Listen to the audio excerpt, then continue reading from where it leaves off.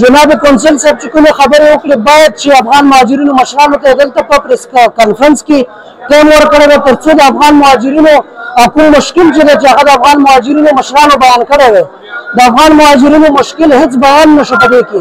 دا موږ منو چې افغان مهاجرین به یو ورځ نه یو ورځ خپل هیواد ته ځي، خو 45 کاله موږ په پاکستان کې زندګي تېره کړې ده. د پاکستاني ورونو سره دلته موږ رشتې کړي، دوی د موږ سره رشتې دي، موږ د دوی سره رشتې دي. د دې نه علاوه په پاکستان کې زمونږ د افغان مهاجرینو په اربونو روپۍ تجارت روان دی، کاروبار روان دی. داسې زر چې موږ لاړ شو د دې ځای نه 45 کاله مخکې هم خیمې ته راغلي، 45 کاله وروسته هم خیمې ته ځو. هلته موږ د شهرک جوړ دی، خیمې ته به ځو. چې خیمې ته موږ لاړ شو دلته زموږ کروڑونه روپۍ تباه کېږي، زموږ د افغان مهاجرینو د تجارانو روپۍ تباه کېږي. لکه د دې به څه حل راوځي؟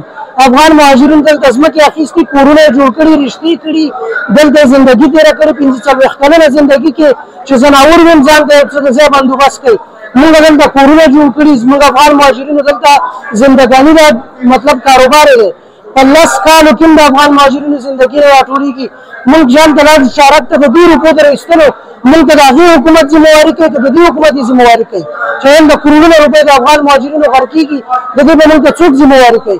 بل دلته موږ رشتې کړي، داسې افغانان شته چې دلته ښځې کړي د پاکستان نه، د دوی ځینې ورسره افغانستان ته نه ځي. ایا خپلې ښځې ته اوس طلاق ورکړي؟ د دې خو ګوره برای خدای وهلته ویستل پکار دي. لکه موږ دا غواړو د پاکستان د حکومت نه او د امارت اسلامي د حکومت نه چې په دغه طریقه چې موږ نن میټینګ ته راوغوښتل شو، دلته پریس کانفرنس جوړ شو. په پریس کانفرنس کې افغان مهاجرینو ته هېڅ برخه ورنه کول شو د خپل تاثر بیانولو. نو دا یو ځای د پکار دی چې امارت اسلامي افغان مهاجرینو ته قدر په نظر وګوري. افغان مهاجرینو باید دلته کېنولی وی او د دوی د نظر غوښتنه شوې ده او دوی نه د نظر پوښتنه شوې ده. زموږ نظر غوښتل شوی او پوښتل شوی دی، موږ نه زموږ نظر ونه پوښتل شو.